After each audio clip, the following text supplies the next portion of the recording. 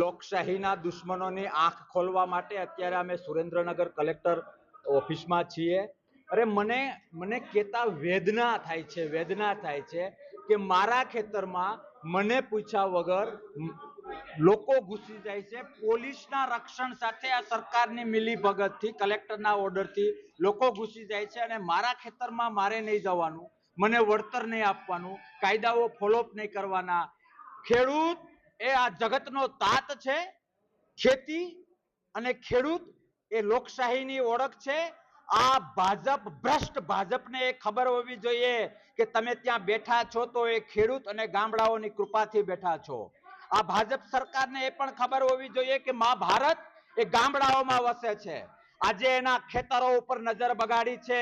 પોતાની લાડકી કંપનીઓને સાચવવા માટે ખેડૂતો અને ગામડાઓને સાવકા માનવા માટેના જે ભાજપે પ્રયત્ન કર્યા છે, પણ ભાજપ આ માધ્યમથી હું તમને કહું છું કે હજી હમણાં જ ગુલાલ આ ખેડૂતોએ અને ગામડાઓએ તમારો ઉડાડ્યો।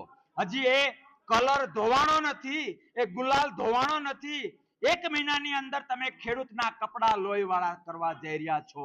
કોઈ પણ રૂલિંગ ગવર્નમેન્ટ લોકશાહીમાં આ રીતે ન ચાલે। તમારા માધ્યમથી સરકારને એક મેસેજ નાગી ચેતવણી આપું છું કે આમાં ઘટતું કરો, કાયદા કાનૂન પ્રમાણે કરો, નહીં તો આગામી 15 તારીખે ગાંધીનગરમાં ગવર્નમેન્ટને ક્યાં સંતાવવું એની જગ્યા નહીં મળે। કારણ કે લોકશાહી એ ગઈકાલે પણ કોઈના બાપની જાગીર ન હતી અને આવતીકાલે પણ કોઈના બાપની જાગીર નહીં રહે। ખેડૂત છે તો બ્રહ્માંડ છે। ખેડૂત, ખેતી અને ગામડું છે તો જ લોકશાહી છે, મા ભારત છે। આ યાદ સરકારને હોવી જોઈએ, નહીં તો અમે એવું કંઈક આંદોલન કરીશું કે યાદ આવી જશે। અને સભ્ય સમાજ સ્વીકારે છે કે કોઈ કામ સ્વેચ્છાએ કરવું સારું, કરવું પડશે ને સરકાર તો મોઢું સંઘરવા માટે જગ્યા નહીં મળે। દુઃખ થાય છે મને દુઃખ થાય છે કે જે નેતાઓ, આમ તો હું વર્ષોથી કહેતો આવ્યો છું કે પરસેવો પાડનાર ઉપર ખાલી પોતાના ચહેરા ચમકાવવા માટે કોઈ રાજકારણ કરતું હોય ને તો એને નેતા નહીં, હું વ્યક્તિગત માણસ પણ નથી ગણતો।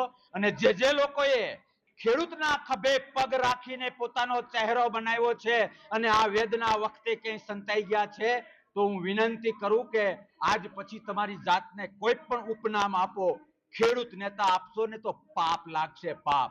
સરકારને પણ મારે કહેવું છે કે ધર્મના નામે પોતાનો સ્વાર્થ બહુ સિદ્ધ કર્યો, પણ આ ખેડૂતની વેદના, ખેડૂતની હાય તમને ઘર ભેગા કરી દેશે। મારા શબ્દો યાદ રાખજો।